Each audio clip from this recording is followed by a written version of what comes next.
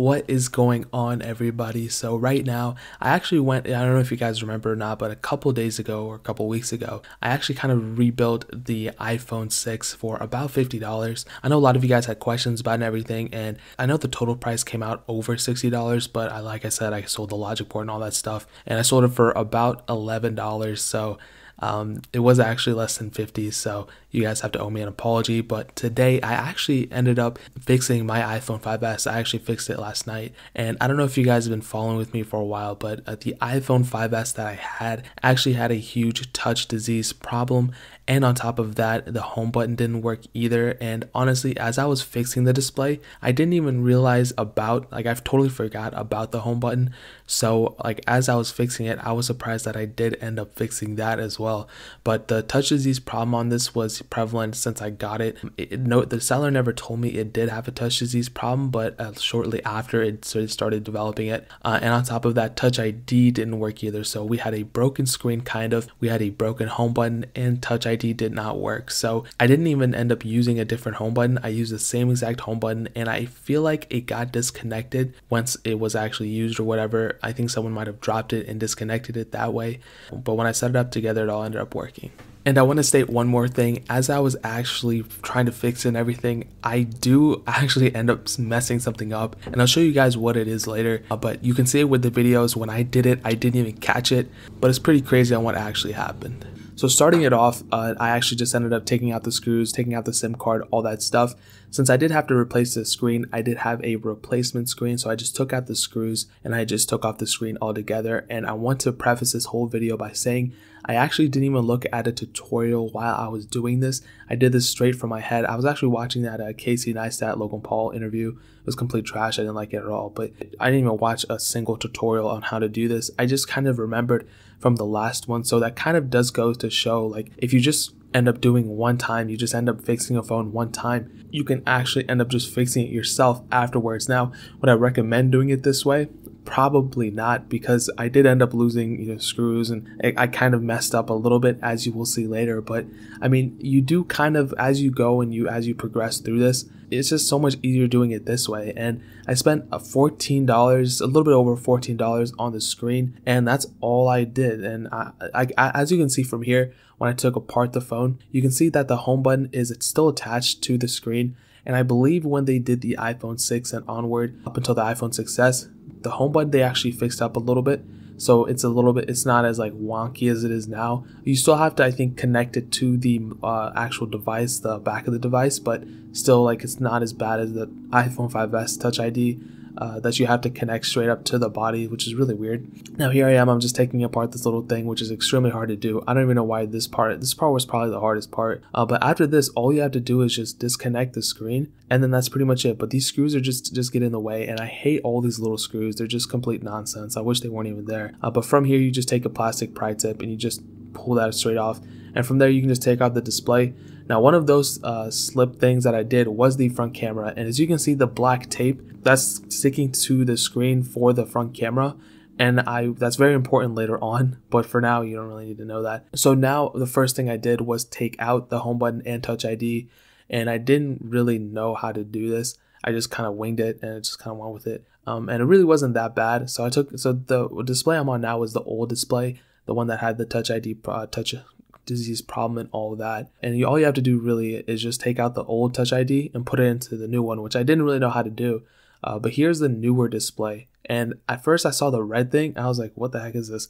It came with a screen protector too, which was pretty nice, but I ended up taking it off later. But that's the newer display thing. And as you can see, it's pretty much the same thing as the other one, but I will say that it doesn't feel as premium, which is a bad thing and it's a good thing. But it's not a good thing at all. But the price that I paid for it, it kind of makes sense. It's a completely generic part. It's not, I don't think it's made by Apple at all. But putting on the Touch ID was definitely one of the harder parts, because putting on the screws, as you can see, is just so tedious and it's really hard to do.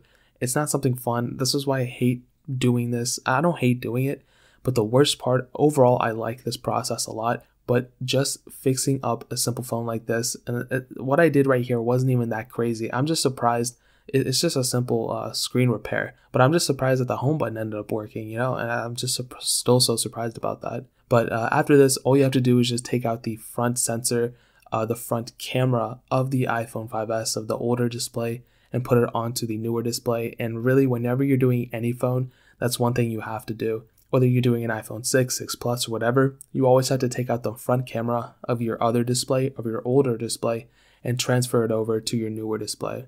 And the reason being is because newer displays do not come out with the front cameras. Now, I have seen them before that come with front camera sensors, but I don't ever really get them because they're a little bit more expensive. I think there were some, but they were selling for like $30, $40, where you can just, get a new iPhone 5S or a used one for like $30, $40. So you can change the display like I did for like half the price. Now, what I did here, and this is a crucial mistake, okay? Well, I didn't even catch this when I did it, but when I rewatched the video, I noticed it. And when I opened up the camera app on my phone, I noticed it too. So here, as you can see, I'm putting on the camera sensor, right? And excuse me, it's a little bit blurry, but that red film that's over the back of the camera or of the screen, that's actually just a screen protector thing. So it's not actually like, it's not supposed to be there. You're supposed to take it off, right? And when I did that, as you can see, I put the plastic tape on the red part, which was supposed to be taken off. And as you can see, there's like a little slit right there, whatever. And I tried my best to position the other camera modules up as good as as well as I could, and I couldn't. They ended up being really, really hard, and ultimately I didn't end up getting it on. But so I just kind of winged it, and I just kind of adjusted everything as I could. As you can see, I try my best to put everything in, the screws and everything, but it's just so tedious and it's so hard. And maybe I could have done, and I couldn't even get the screws to fit in too. So I didn't really understand what was going on there. I do think if I spent a little bit more time on it, maybe I could have ended up doing better. But I don't really understand why the screen's blurry still. Like, I thought my camera would have autofocused by now. But as you can see, I try my best and just fast forward a little bit whenever I take out the film. So I just leave it like that, right? And look, I take out the film, right? And as you can see, I'm going to run it back in slow motion. When I did that, the camera sensor came out too. And I'm such an idiot. I didn't even catch it at that time. I caught it afterwards and I was like, wait, where the heck did that front camera go? Because even though if I didn't screw everything back together, I think what I didn't put in was the proximity sensor. I feel like I could have just gotten the front camera working, and probably the proximity sensor wouldn't have been working, which is okay. But because I did that, I actually ended up removing the front camera without even realizing it, which was super annoying because by the time I figured it out, I already screwed everything back together, and I really didn't feel like messing with it, but it's whatever. Now here is the main problem with the home button, is that when you go, like I zoomed in a little bit, and I try my best to position it, but it's hard to position it while I'm actually trying to watch it, do it at the same time. But there's like a little bit of a thing that sticks out, as you can see, a little like ribbon, and you have to connect that to the main body. And I don't really know how it was on the iPhone 6 because I didn't disconnect Touch ID. So I think it just connects straight to the display. But in this case, when I did take it apart, it took like 20 minutes for me, not even 20 minutes, like a little bit longer than usual to get it connected to the body. So that was kind of weird, but what ended up working, everything ended up working fine. The touchscreen ended up working. As you can see, it seems solid now. As you can see, I used to have assistive touch on my display, but I don't really need it anymore. But as you can see, I take out the screen protector. And when I actually did end up using it and everything, that's when I found, like, it was this moment that I found out the home button did work, and which was super surprising because at the time I didn't think it was going to work because I totally forgot it even had a problem. And I later did end up setting up Touch ID and everything, and it registered my fingerprint sensor and everything. So that's super shocking. Now, one big problem with this is that, as you can see, the display isn't as good as a panel as the original one. And you can see, because you can see all those lines running through the display.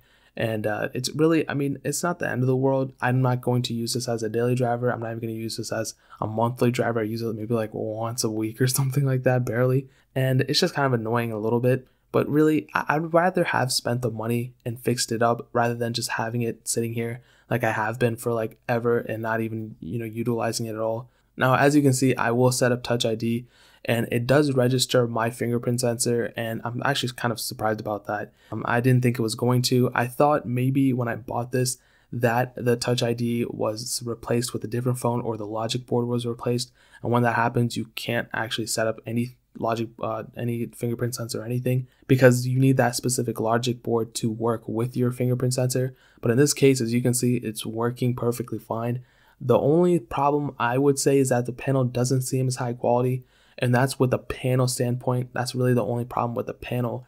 But when it comes to the overall problems with this phone after me setting it up, I ended up not putting in that front camera, as you saw when I pulled it off.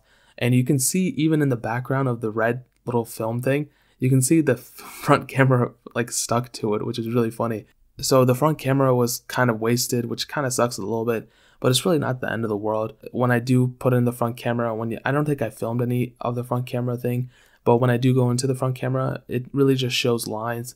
So it just shows that it's not connected. There's no front camera connected. So really, it's not the end of the world. I'll probably get over it in like 25 minutes, but it is something that if you're considering fixing your phone, just make sure if you do get a third-party screen replaced, and if it comes with a red film on the back, make sure you peel that off before you actually stick any front camera piece on it. And weird thing is, when I booted up Temple Run, as you saw, it showed these streaks and these lines coming through.